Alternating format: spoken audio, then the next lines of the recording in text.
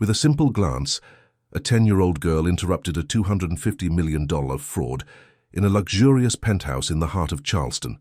High above Harborview Avenue, overlooking Charleston Harbor, businessman Arthur Middleton Alastair was preparing to sign a multi-million-dollar contract. His advisors leaned around him, hypnotized by the promise of wealth and prestige. The document before him seemed like a relic, sealed and written in archaic English. But in the corner of the room, almost invisible, was Sophie, a 10-year-old girl, the housekeeper's daughter, clutching her great-grandfather's worn diary to her chest. She was never meant to be noticed. Yet, as the businessman's pen hovered over the contract, Sophie saw something no one else perceived, the kind of error only a true historian would detect. And when she finally spoke, the entire room froze. "This is fake." Sophie's small hands knew the texture of old books, not polished silver. She remained silent in the corner like a ghost in a room of giants. Her mother, Mrs. Teresa, had told her to be invisible, and she tried her best to obey. The penthouse apartment seemed like another world. It hovered over the city like a crystal castle in the clouds. Below the streets were a tangle of cars and hurried lives. Up there, the air was still and smelled of lemon wax and expensive leather. Mrs. Teresa moved through the room with rehearsed discretion. She filled glasses with water from bottles that cost more than an entire week's groceries. Her face was a careful mask of courtesy, but Sophie saw the worry in her eyes. Teresa's hands, usually steady, trembled slightly as she placed a coaster on the marble table. Sophie clutched the leather-bound book to her chest. Its pages were filled with her great-grandfather's elegant handwriting. It was her only comfort in that place of cold glass and even colder stairs. Her own clothes were simple, a plain blue dress, clean but faded from many washes. Her curly hair was tied back with a simple ribbon. She knew she didn't belong in this environment, and the others in the room made sure to remind her of it. They were men in impeccable suits that cost more than a popular car. Their shoes gleamed, their watches sparkled under the recessed lighting. They spoke in low, serious tones about figures with too many zeros for Sophie to count. Their host, Dr. Arthur Middleton Alastair, was an older man, with a neatly trimmed grey beard and eyes that seemed to hold a deep sadness. He sat in a large leather armchair, observing the city skyline. He hadn't smiled once. Surrounded by advisors, he still seemed solitary. He was a man who commanded respect, but that day he seemed to carry a great weight. The reason for the meeting soon walked through the door. His name was Augustus Vance, tall and handsome, with graying hair and a smile too bright to be true.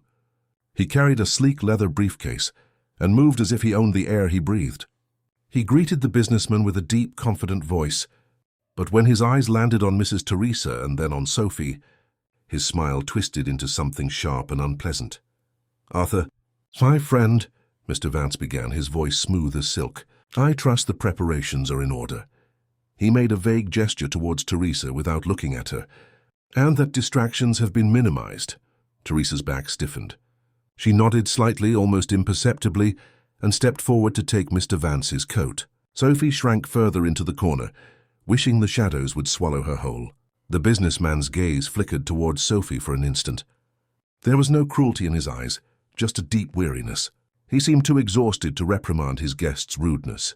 "Everything is ready," Dr. Alastair said with a low murmur. "Let us proceed." The men gathered around a massive rosewood table. Teresa continued her silent work, serving coffee with efficient, discreet movements. Sophie watched her mother with a heavy heart. Teresa had been working 2 jobs since Sophie's father disappeared. Her hands were chapped, and her face was often marked by fatigue. She did everything for Sophie, to keep a roof over their heads and food on the table. She endured the scornful glances and condescending tones of men like Mr. Vance, so that Sophie could have the chance at a better life. One of the other men at the table, her younger associate of Vance, let out a snicker. He leaned towards his colleague and whispered loud enough for Sophie to hear, "Can you believe it? Bringing a child to a place like this? Some people just have no sense." His friend nodded with a sneering smile. "Probably can't afford a babysitter. It's ridiculous what they let through the door these days." The words were like sharp little stones. Sophie's cheeks burned with shame. She wanted to run to hide her face in her mother's apron, but she remained still. She remembered her great-grandfather's words that she had read that very morning in his diary. "Dignity is a fortress, little one. Do not let the words of small men breach its walls. So she straightened, chin up, fingers tracing the faded gold letters of her book. The meeting began. Mr. Vance opened his briefcase with a theatrical flourish. He spoke of investments, of historic opportunities, of profits that would resonate for generations. His voice was hypnotic. He painted pictures with words. Salt marshes on the Carolina coast transforming into gold, ancestral lands revealing new treasures. The men at the table leaned in, their eyes gleaming with greed. Even the weary Dr. Alistair seemed to straighten, a flicker of hope in his gaze. Then came the centerpiece of the presentation.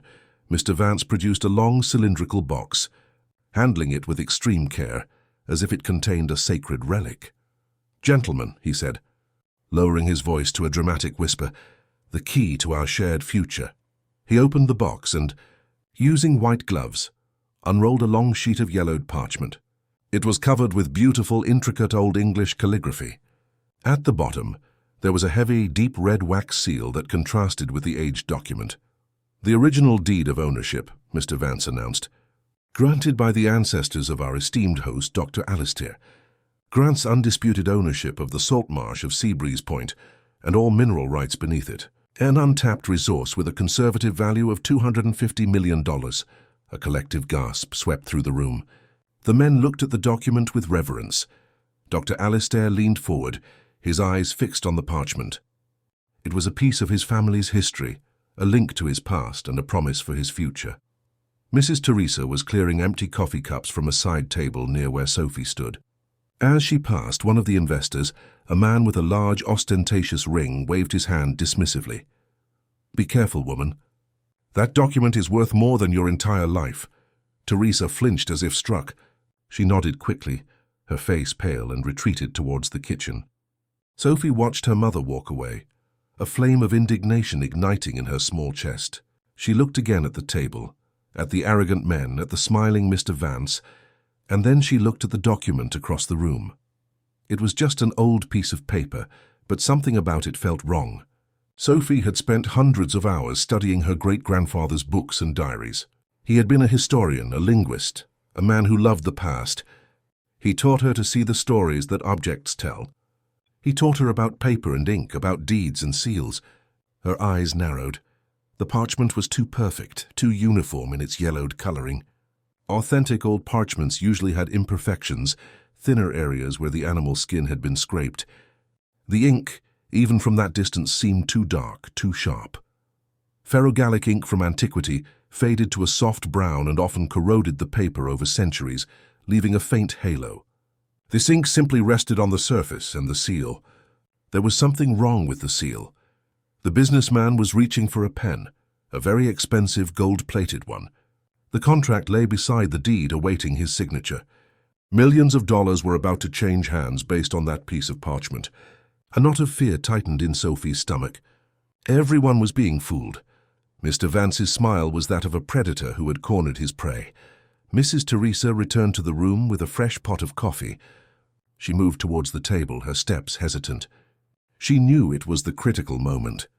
Everyone held their breath. The only sound was the faint rustle of Dr. Alistair's pen suspended over the paper. Sophie had to do something. But what? She was just a child, the maid's daughter. She had already been ignored, insulted, made to feel like nothing. Who would listen to her?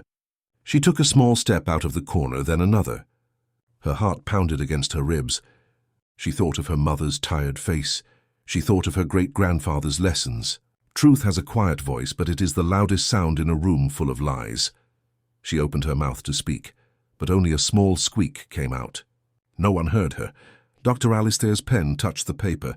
In a moment of pure panic, Sophie's hand, the one not holding the book, knocked against a small side table. On it was a single empty water glass. It tilted, wobbled for a terrifying second, and then shattered against the marble floor. The sound broke the tense silence like a gunshot. All heads turned to her. Dr. Alistair's pen lifted from the contract. Mr. Vance's face, which had been a mask of triumph, contorted into an expression of fury. "What is the meaning of this?" he demanded, his voice sharp as a whip. He glared angrily at Teresa. "Control your daughter. This is a house of business, not a playground." Teresa rushed forward. her face white with fear and shame. "I'm so sorry, sir, truly sorry. Sophie, go to the kitchen now," the other investors murmured, shaking their heads in disgust. "Unbelievable audacity. Get her out of here." Sophie looked at her mother's frightened face, at the circle of powerful, angry men. She saw Dr. Alistair, his expression unreadable, his hands still suspended over the contract. She saw Mr. Vance, his eyes fixed on her with pure hatred. She knew she had only one chance, a single moment before they threw her out. She took a deep breath. She didn't look at her mother. She looked directly at Dr. Arthur Middleton Alistair, and then in a surprisingly clear and firm voice she spoke. She didn't speak modern English, but the formal archaic English her great-grandfather had taught her, the language of scholars and poets. The words floated in the air-conditioned silence of the penthouse. "This is false." The room became absolutely still. The investors looked at her, mouths agape. They didn't understand the words, but they understood the tone.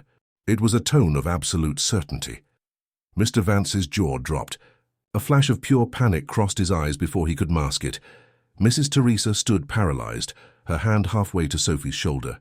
She looked at her daughter, as if she were a stranger. She had no idea Sophie could speak a word of archaic English, but Dr. Arthur Middleton Alistair understood. His head, which had been bent over the contract, slowly rose. His dark, tired eyes widened, first with disbelief and then with an intense, growing concentration. He observed the small, curly-haired girl in the faded blue dress as if seeing her for the first time. The silence stretched, thick and heavy. The entire $250 million deal hung in the air, suspended by the quiet, impossible words of a 10-year-old girl. Dr. Alistair slowly put down his pen. He didn't look at Mr. Vance. He didn't look at his advisors. He just looked at Sophie. "What did you say?" he asked, his voice a quiet, dangerous murmur. He spoke in modern English, but his eyes demanded a different answer. Mr. Vance finally found his voice. He let out a short, forced laugh that sounded more like a bark. "A trick, a party trick she must have learned. Don't be absurd, Arthur. She's a child. What could she possibly know?" He waved a dismissive hand. "Teresa, take your daughter and leave. You're both fired." Teresa reached for Sophie's arm, her whole body trembling. "Sophie, let's go, please. This was a disaster. They would be fired, they would be homeless, all because Sophie had spoken out of turn." But Sophie didn't move. She held her ground, her small shoulders firm. She met Dr. Alistair's gaze and spoke again, this time in modern English with an unwavering voice. "I said it's fake." She pointed with a small, steady finger at the document on the table. "This whole thing is a lie." The confidence in her voice was astonishing. It wasn't the petulance of a child, it was the conviction of an expert. The room was now divided. On one side, Mr. Vance sputtering with indignation, and his investors looking confused and angry. On the other, Dr. Alistair, silent and calculating. And in the middle, Sophie, a diminutive island of defiance. "This is outrageous," thundered Mr. Vance, his face flushed. "Are you going to let a housekeeper's daughter ruin the deal of a lifetime, based on a child's fantasy? Arthur, sign the contract. Let's end this nonsense." Dr. Alistair ignored him. His eyes remained fixed on Sophie. He saw the worn book she clutched. He saw the absence of fear in her eyes. He saw something that made him pause. In his world of deception and adulation, raw, fearless honesty was a rare and precious commodity. "Prove it," Dr. Alistair said softly. The two words fell into the room with the weight of a judge's gavel. Mr. Vance's furious diatribe died in his throat. He looked at the businessman in disbelief. "Prove it? You want her to prove it. She's 10 years old. She has made an accusation in my home that calls into question not just your honor but my intelligence. She will have a chance to explain herself," Dr. Alistair retorted, his voice chilling. "Bring the girl over here." One of Dr. Alistair's advisors, a stern-looking man named Richard, stepped forward. He looked from his boss to Sophie with a conflicted expression. He hesitated, then nodded slightly. Mrs. Teresa looked as if she was about to faint. This was a nightmare she couldn't wake from. Her daughter was about to be humiliated, and they were about to lose everything. Sophie, however, stepped forward. She didn't run, she didn't hesitate. She walked with an oddly determined calm. Her worn shoes made no sound on the plush Persian rug. She stopped at the edge of the massive rosewood table, so small that her chin barely cleared the polished surface. The group of powerful men looked at her. To them, she was an insect, an anomaly, an impossibility. "The floor is yours, little one," Dr. Alistair said, his voice laced with heavy irony. "Tell us, tell all of us how you, a child, know more than my team of experts and advisors. Explain this lie." Sophie took a deep breath, filling her lungs with the scent of expensive cologne and old paper. She placed her great-grandfather's diary on the edge of the table. Then she looked at the deed. "You don't have to be old to see the truth," she began, her voice small but clear. "You just have to know where to look." She pointed at the parchment. Real vellum from that period, the 19th century, was made from calfskin. It was scraped by hand. It would be uneven if you held it up to the light. She looked at Richard, the advisor. You would see thinner areas, maybe even some tiny holes from the scraping process. "This paper is industrially made. It's too perfect. They probably aged it with tea or chemicals to make it look old." Mr. Vance let out another dismissive laugh. "Ridiculous. Been reading fairy tales?" Sophie ignored him. Her concentration was absolute. She pointed to the beautiful flowing calligraphy. "And the ink," she continued. "The ink is wrong. For centuries they used iron gall ink. When it ages, it doesn't just fade. The acid in the ink corrodes the paper. It creates a darkening effect, a burn around the letters. This is modern ink, it's carbon-based. It simply sits on the paper. There's no corrosion, it's flat."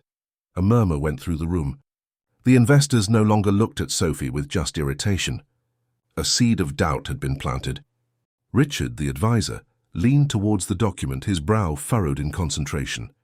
"Impressive theories, girl," Mr. Vance said, his voice dripping with sarcasm. "Did you learn that in your art class?" Sophie finally turned her clear brown eyes to him. "I learned it from my great-grandfather," she said simply. "He was Professor Charles Edward Nelson. He fought in the war not just with a weapon. He was part of a special unit. They saved artworks and ancient documents. He was a hero. He knew more about history than anyone. He wrote everything down." She tapped the diary softly. "He taught me everything." Dr. Alistair's posture shifted. He leaned forward, elbows on the table, his skepticism beginning to dissipate, replaced by an intense, burning curiosity. "But that's not the biggest mistake," Sophie said, lowering her voice slightly and drawing everyone in. She pointed to the magnificent crimson wax seal at the bottom of the document. "The biggest mistake is right here." All eyes turned to the seal. It was ornate, bearing the Alistair family crest and a line of ancient script, a primitive, angular form of colonial English. "What about the seal?" Richard asked, his voice sharp with interest. "The script," Sophie said, "is beautiful, but it's wrong. The calligrapher used a dot for the letter F. In the 19th century, in this region of Carolina, the script used for such a seal did not have a dot. They used a small vertical stroke above the character. The dot was not standardized in this form of calligraphy until the late 20th century, almost 100 years after the date of this supposed signature." She paused, letting the weight of her words fill the silent room. "Whoever made this was good," she concluded, her voice soft but devastating. "But they made a mistake. They got the dot date wrong." Silence. A profound, intense, and terrible silence filled the penthouse apartment. Mr. Vance's face went from red to a sickly white. He looked at the document, then at Sophie, his mouth opening and closing without a sound. The investors exchanged glances, their greed turning to panic. Dr. Alistair leaned back in his chair. He looked at the deed on the table. The deed he had been about to validate, the basis of a $250 million deal. And he saw it not as a link to his history, but as a cheap, cunning forgery. He had been so blinded by hope, so desperate to reclaim a piece of his heritage, that he had almost been swindled by a trickster. And he had been saved by a little girl. Finally, he turned his gaze to Mr. Vance. The weariness had vanished from his eyes. It was replaced by a cold, hard fire. It was the look of a king who had just discovered a traitor in his court. "Richard," Dr. Alistair said, his voice dangerously calm, "bring my glasses and a magnifying glass." Then he looked at two of the large, silent security guards by the door. "And ensure Mr. Vance and his associates do not leave the room. I believe we have much to discuss." The air in the penthouse, once thick with greed, was now chilled with tension. Mr. Vance stood as if turned to stone. His handsome face was a mask of disbelief. The blood had drained from his cheeks, leaving a grayish hue. His partners, The same men who moments earlier had been eager to toast their future fortunes now looked at him with suspicion, their whispers turning from admiration to accusation. They shifted, uncomfortably avoiding his gaze. Their expensive suits suddenly seemed like costumes for a play that had gone terribly wrong. Mrs. Teresa remained by the door, her hand covering her mouth. Her fear for her job had been replaced by a dizzying mix of awe and a feeling she hadn't allowed herself to feel in a long time. Pride. She looked at her daughter, that small, quiet girl who had just stood up to a room full of powerful men, and she saw not a child but a legacy. She saw her own grandfather, Charles Edward, a man who had been gentle and kind, but possessed an iron will and an unwavering devotion to truth. Teresa had thought those days, those stories, were just part of her family's quiet past. She never imagined they would explode with such force in a millionaire's penthouse. Richard, Dr. Alistair's advisor, returned with a pair of delicate gold-rimmed glasses and a heavy bronze magnifying glass. He placed them on the table before the businessman with the reverence of a court bailiff presenting evidence. Dr. Alistair took the glasses and put them on his nose. He picked up the magnifying glass, its lens catching the light, and leaned over the fraudulent deed. The room was so silent that the soft scrape of the magnifying glass's metal on the rosewood table sounded like a roar. He examined the parchment first, as Sophie had described. He ran a gloved finger over the surface. His expression remained neutral, but a muscle twitched in his jaw. He moved the magnifying glass to the calligraphy, following the lines of ink. Then he spent a long time on the seal. His dark eyes narrowed with intense concentration. Mr. Vance finally erupted. "This is absurd," he stammered, his voice weak and strained. "A circus, Arthur. You cannot be taking a child's word over a document verified by my experts." The businessman did not look up. He continued his examination, his silence more damning than any accusation. "My experts are the best in the world," Vance insisted, his voice growing louder and more desperate. "They've authenticated artifacts for museums, for auction houses. This is an insult to them, an insult to me." One of his partners, a corpulent man named George, moved away from him. "You're experts, Augustus," George said, his voice low and cold. "You've been the one who obtained the document. You brought it to us. You vouched for its authenticity." The implied accusation hung in the air. The other investors shifted, creating a visible space around Vance, isolating him. Dr. Alistair finally straightened, took off his reading glasses, and carefully placed them on the table. He looked at Richard. "Connect me to Professor Marina Rivers," he commanded, "the head of antiquities at Charleston State University. Tell her I need her immediate assistance. I use the secure video conference." Richard nodded and left the room quickly and silently. Dr. Alistair then turned his full attention to Sophie. The hardness in his eyes softened as he looked at her. He saw her there, small but firm, clutching her great-grandfather's diary like a shield. "You said he was a professor," Dr. Alistair said, his voice now calm, almost conversational. "Professor Charles Edward Nelson. Tell me about him." Sophie's face lit up. Talking about her great-grandfather was her favorite thing in the world. "He was amazing," she said. "He grew up in the Carolina Low Country, but he loved books more than anything. When the war started, he enlisted, but they found out how much he knew about art, history, and languages, so they put him in a special group. The Monuments Men," Dr. Alistair said, a flicker of recognition in his eyes. Sophie nodded eagerly. "That's what they called them. He traveled all over Europe. He found paintings and statues that the invaders had stolen. He saved them. He said he was a soldier of history. He said saving a piece of the past was like saving a piece of the future." Her simple, heartfelt words resonated in the silent room. The investors, who had been focused on their potential losses, now looked at the girl with new curiosity. Teresa felt tears welling in her eyes and quickly wiped them away. "After the war," Sophie continued, "he became a professor, but he never stopped learning. He traveled everywhere. He learned to read many ancient languages. He said you couldn't trust a translation. You had to read the words exactly as the person wrote them. He taught me." She patted the diary. "It's all here. His notes, his drawings. He taught me how to spot a fake. He said most forgers are clever, but they're also arrogant. They always let slip a tiny detail, a minimal detail that gives them away. The dot date. The dot date, Dr. Alistair murmured, looking again at the seal on the parchment. It was such a minuscule detail, so small, so insignificant. A dot, a simple dot that had just saved him from a $250 million mistake. Mr. Vance watched this exchange. His face was a storm of conflicting emotions. He saw his meticulously crafted plan unraveling thread by thread, and all because of a little girl's story about her deceased great-grandfather. The injustice drove him mad. Touching stories, Vance scoffed, trying to regain some control. But they are nothing more than that, stories. We are talking about a legally binding document. We are talking about business, not bedtime tales from a war that ended 80 years ago. Dr. Alistair raised a hand, silencing him without even looking at him. We are talking about the truth. Mr. Vance, he said, his voice dangerously soft. It's a concept you seem unfamiliar with. At that moment, Richard re-entered the room. He was accompanied by another of Dr. Alistair's men, who was pushing a large television screen. Richard carried a laptop. Professor Rivers is on the line, Dr. Alistair, he announced. The screen flickered and came to life. The face of an erudite lady with graying hair and kind, intelligent eyes appeared. She was in a library surrounded by towering shelves packed with ancient books.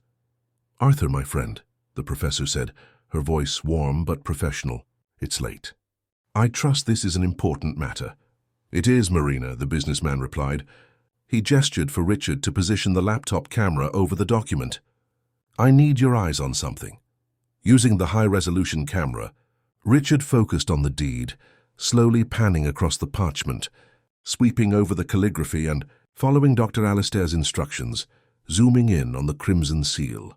On the large screen, the details Sophie had described were magnified for all to see.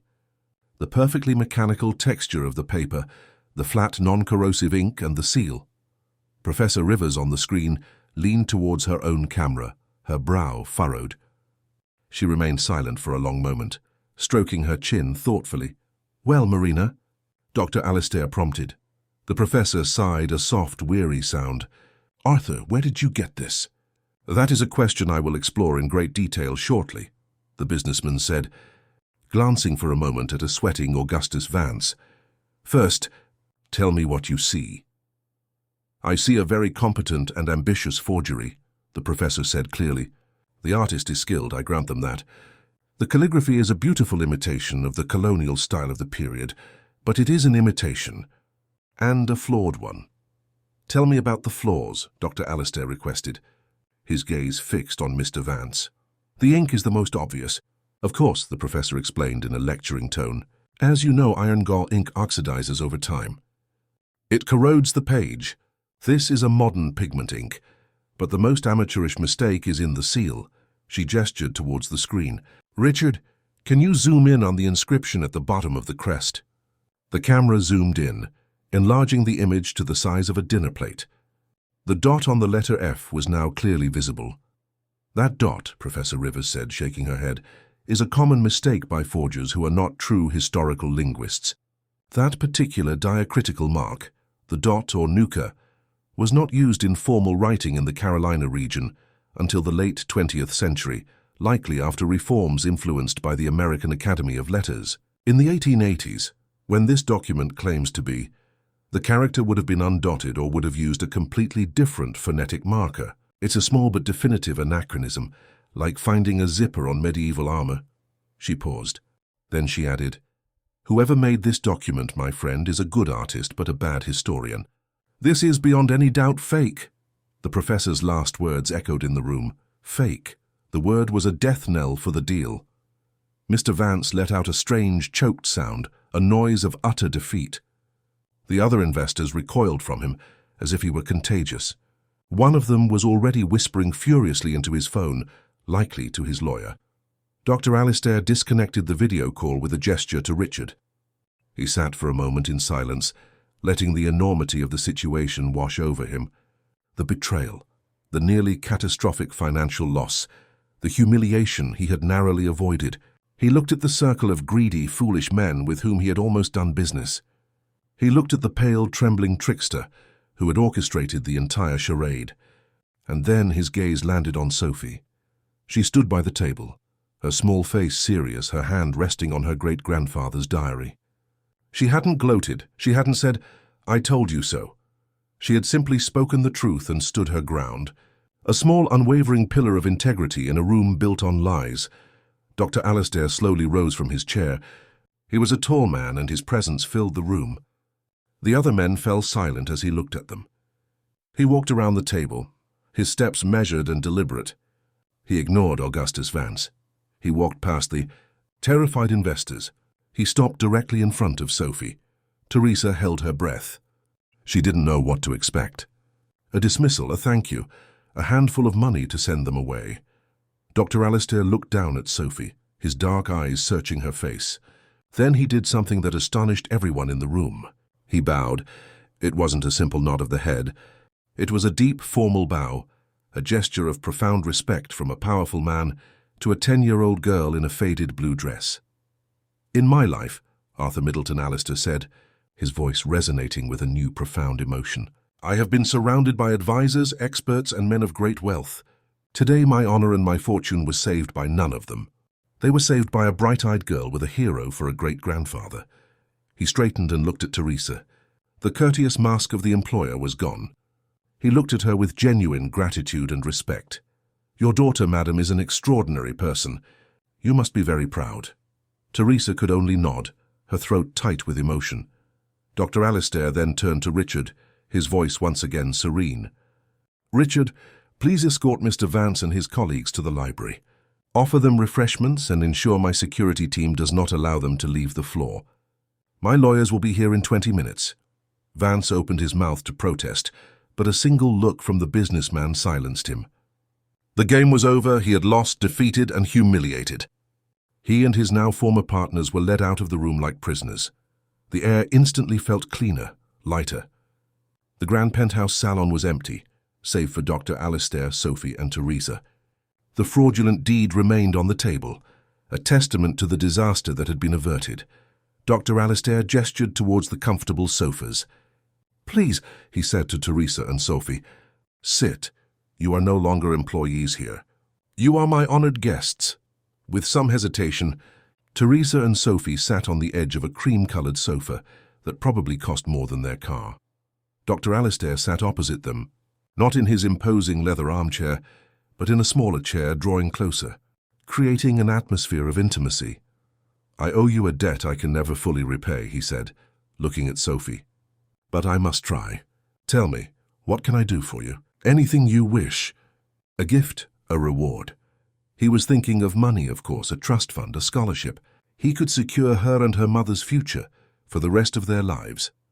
It was the simplest, most direct way to show his gratitude. Sophie looked at her mother, then back at Dr. Alastair. She thought for a moment. She wasn't thinking of toys or money. She was thinking of something else entirely. "Your family is very old, isn't it?" she asked. Dr. Alastair nodded, intrigued. "For many centuries. Do you have a library?" Sophie asked, her eyes wide with excitement. "A real one with really old books?" The question was so unexpected, so pure, that the businessman was momentarily taken aback. Then a warm, genuine smile spread across his face for the first time that day. It transformed his weary features, making him look younger, happier. "Yes, little one," he chuckled softly.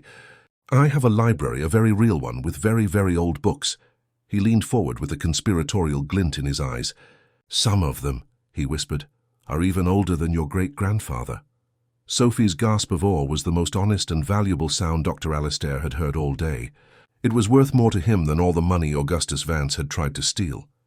In that moment, he realized that the reward this girl desired was not something he could buy, but something he could share. Knowledge, history, the very things her great-grandfather had taught her to value. It was a debt of honor that would be paid not with gold, but with the whisper of ancient pages.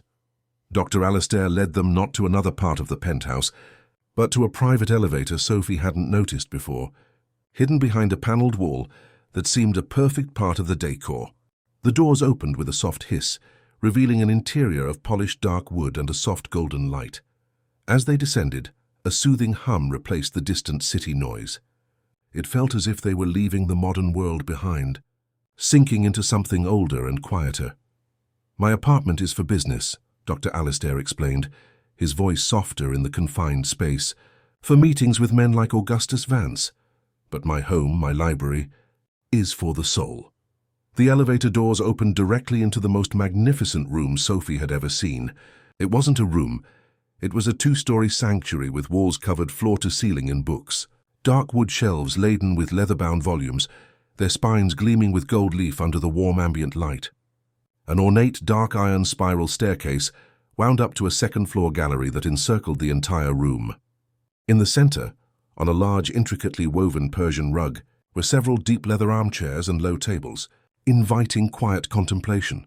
The air smelled of old paper, leather, and beeswax, an aroma Sophie associated with her great-grandfather's study, a smell that felt like home. Sophie stood still on the threshold, her brown eyes wide with awe that eclipsed everything else she had seen that day. The glass castle of the penthouse had been impressive, but this was magic. It was a treasure chamber far more valuable than the one Mr. Vance had tried to sell. Teresa was also speechless. She had spent her life cleaning the sterile, impersonal spaces of the wealthy. She had never been invited into the heart of a place like this, a room that spoke not of money, but of passion and history. Dr. Alistair watched Sophie, a smile playing on his lips.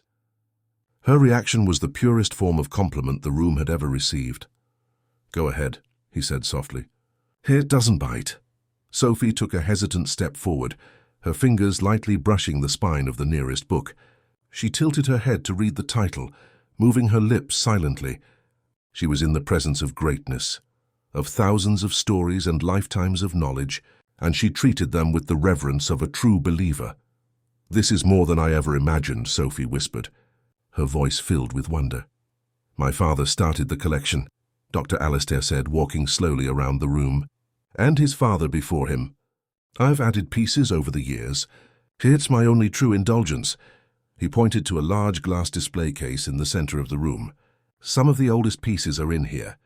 Sophie and Teresa followed him. Inside the display case, resting on dark velvet, were ancient artifacts, a manuscript covered in Latin script, a fragment of an 1822 Declaration of Independence parchment, and several beautifully illuminated manuscripts from the colonial Carolina era. Sophie gazed at a 19th century book whose pages were decorated with intricate gold leaf and azurite pigment. The calligraphy was breathtaking. "It's beautiful," she murmured. "That is the work of a true artist," Dr. Alistair said, his voice laden with meaning. "Someone who understood history, who respected the materials, not a charlatan looking for a quick profit." The shadow of Mr. Vance's betrayal still lingered, but here in this room, it seemed to lose its power, diminished by the weight of authentic history. He turned to Teresa. "Mrs. Nelson," he said, using her name with entirely new respect, "your daughter has an extraordinary gift, a gift inherited, it seems, from an extraordinary man." Teresa found her voice, though it was thick with emotion. "My grandfather, he was just a quiet man. He loved his books. I never thought—" Her words trailed off. She looked at Sophie, who was now tracing the lines of an ancient map of colonial Carolina, her brow furrowed in concentration. How had she not seen the depth of the legacy he had passed on to her daughter? "Quiet men are often the ones who change the world," Dr. Alistair replied. "They don't make noise, they just do the work that matters." He paused, his gaze thoughtful. "I stand by what I said upstairs. I owe you a debt, and I don't like being indebted." He walked to a small, elegant desk in the corner of the library and picked up a checkbook. It was a millionaire's solution, a simple transaction. Teresa's stomach clenched. She appreciated the gesture. Truly, the money would change their lives. It would mean the end of constant worry, of the second job, of the fear of falling behind. But somehow it felt insufficient. It felt like payment for a service, and what Sophie had done was far more than that. Before Dr. Alistair could write, Sophie spoke, her voice drawing his attention back to the display case. "This one isn't real." Her statement, so similar to the one that had shattered the deal upstairs, floated in the silent library air. Dr. Alistair froze. His pen hovered over the check. Teresa's heart leaped. "Oh, Sophie, no, not now." "Don't push your luck." Dr. Alistair slowly put down the checkbook and returned to the display case. His face was unreadable. "What did you say?" Sophie pointed to a small, unassuming dagger with an ornate hilt that lay alongside a collection of ancient coins. "That one," she said. "The dagger isn't from the same period as the coins."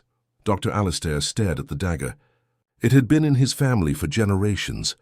It was supposedly a relic of a distant ancestor, a 19th-century warrior poet. It was one of his most prized possessions.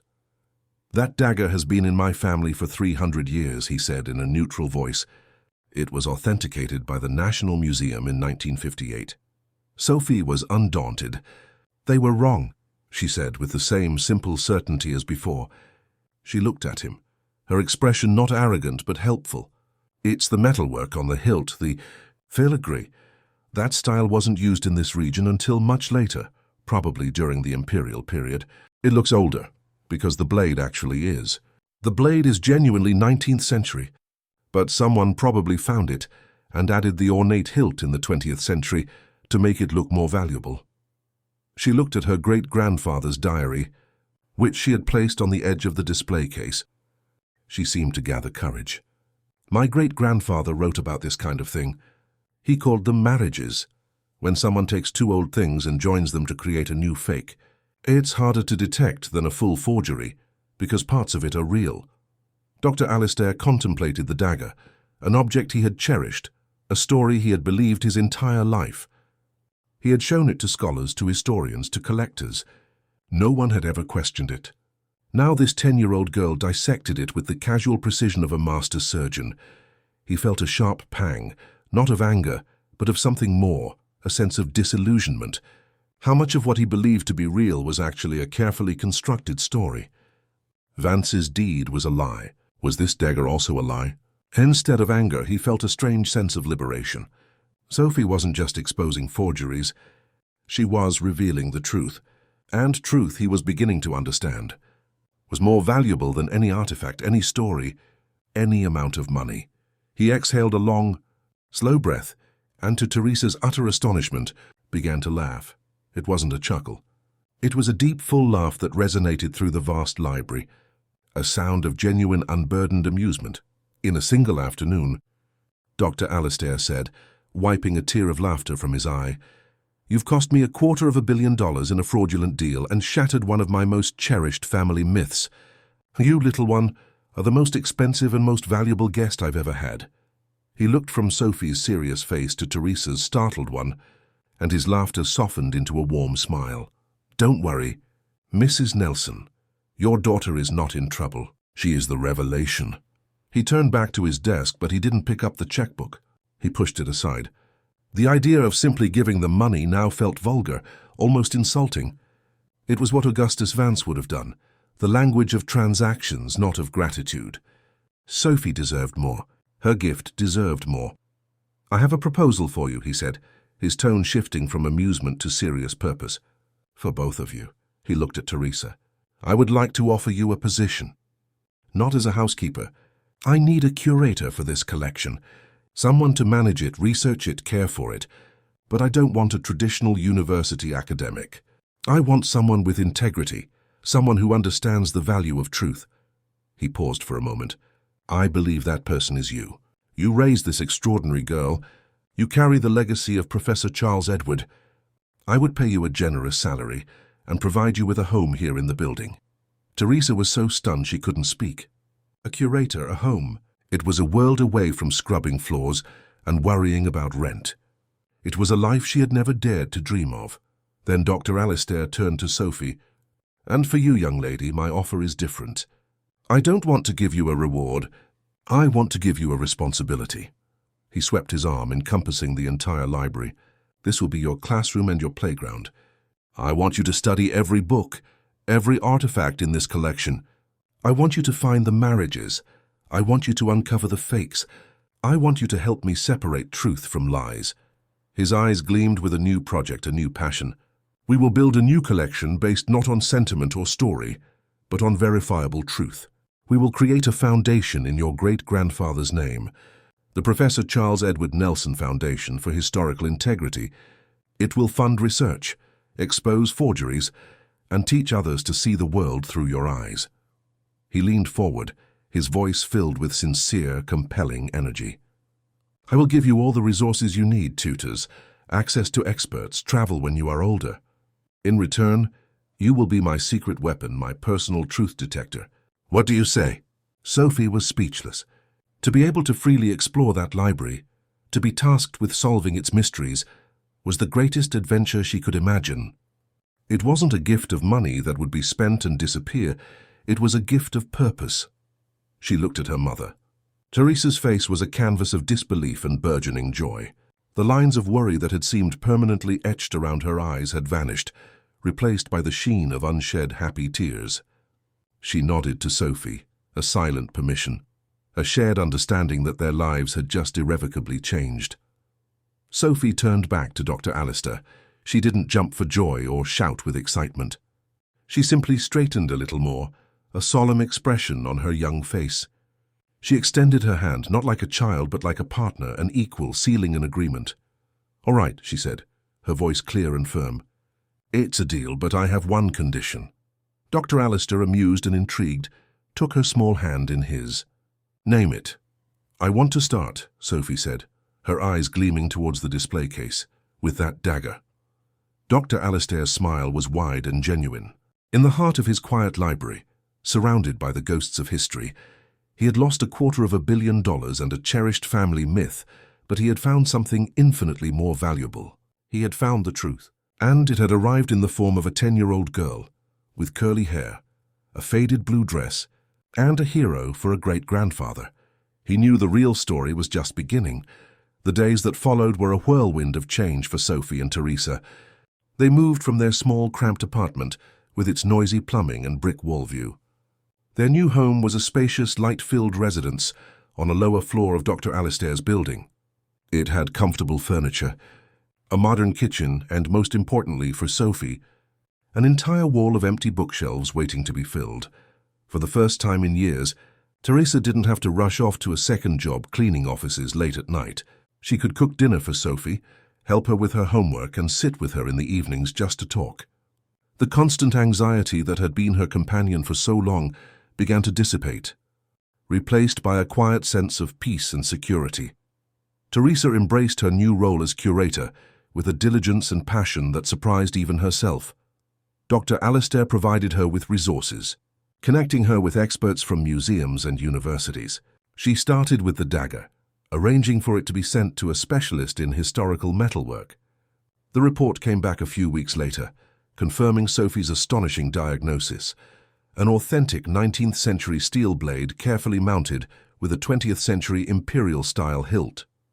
A beautiful and valuable object in its own right, but a marriage exactly as Sophie had said. It was the first official discovery for the collection, the first truth recovered from a lie. Teresa found that the skills she had learned as a housekeeper, attention to detail, meticulous organization, a calm and observant nature, were perfectly suited to the world of curation. She catalogued every book, every artifact with clear, precise handwriting in the new records. She was no longer invisible. She was a guardian of history, a partner in Dr. Alistair's new and vital mission. Meanwhile, Sophie's life became a grand adventure. After her school day, she would take the private elevator down to the library, which she now called the Chamber of Truth.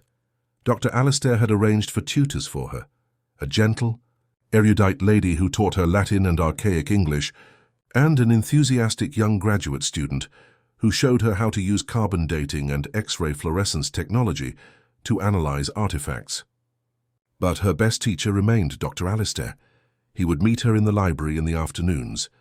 Together, they would examine dusty old maps and manuscripts. He treated her not as a child, but as a colleague.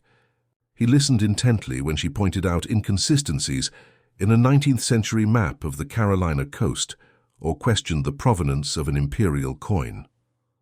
Sophie was tireless.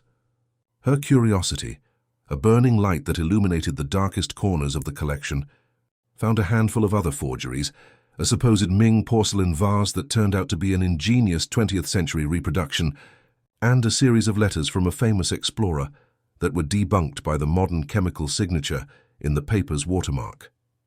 With each discovery, the bond between the businessman and the young girl deepened. He found in her a joy and an honesty that had been absent from his life, far from the flatterers and businessmen who usually surrounded him. She found in him a mentor who valued her mind and nurtured her unique gift. He would tell her stories of his childhood in the Carolina Lowcountry, of the stars so bright they looked like diamonds spilled on black velvet. She would tell him stories from her great-grandfather's diary, about a young professor's awe at seeing Europe for the first time. They were an unlikely pair, the millionaire businessman and the housekeeper's daughter, united by a shared love for the past and a fierce devotion to truth. The world outside the chamber of truth, however, was not so quiet. The story of Augustus Vance's spectacular downfall became legendary in the financial world. Stripped of his credibility and facing an avalanche of lawsuits from Dr. Alistair and the other investors he had defrauded, his empire crumbled. The investigation revealed a pattern of sophisticated fraud that stretched back years. He had used his charm and reputation to sell a series of forgeries to wealthy collectors, the land deed being his most audacious attempt. News reports painted him as a master swindler, a wolf in a tailored suit. But for Dr. Alistair, the victory felt hollow. Not only had he been deceived, he had been willing to be deceived, blinded by his own vanity and his desire to reclaim a piece of a glorious past.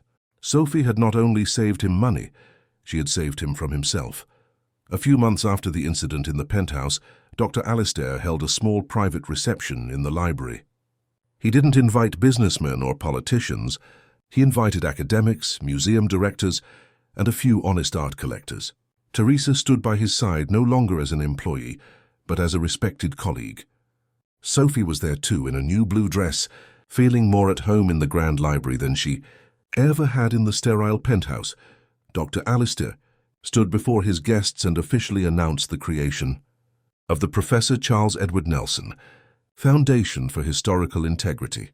For too long, we have allowed history to be a commodity, he said, his voice filled with passion, bought and sold by men who value profit above truth. We celebrate the stories that make us feel important and ignore the facts that challenge us. But history is not a storybook. It is a science, a discipline, and its foundation must be truth. He spoke of Professor Charles Edward, a man he had never met, but whose legacy now shaped his own. He spoke of the quiet heroes, the scholars and conservators who performed the slow, patient work of uncovering the past, not for fame or fortune, but because they believed it mattered. And then he introduced the Foundation's first fellow, its guiding star. He called Sophie to his side.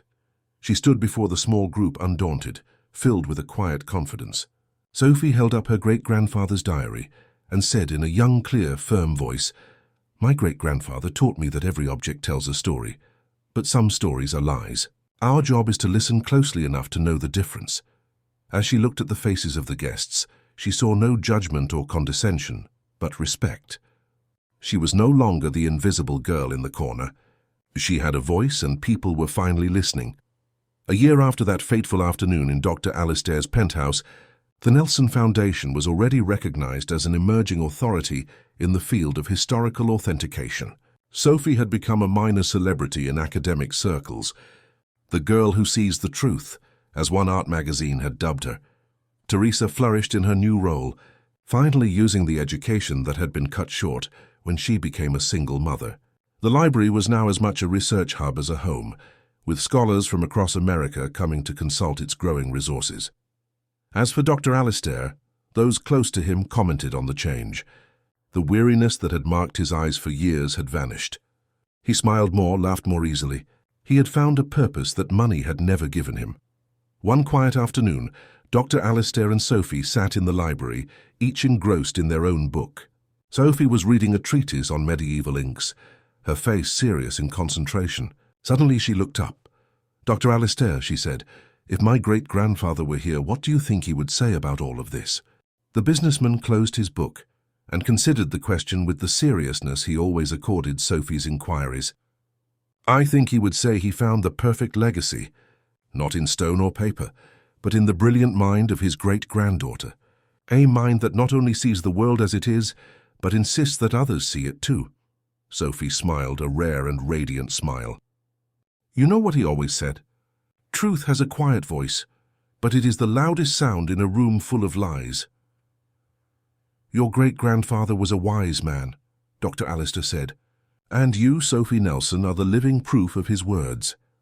Outside, Charleston pulsed with life and colour. Waves crashed against ancient shores, and the golden sun set over Charleston Harbour. But inside the Chamber of Truth, a girl, her mother, and a businessman had discovered a different kind of wealth, one that could not be faked, sold, or stolen. The wealth of shared truth, of earned trust, and of a legacy that would live on long after them.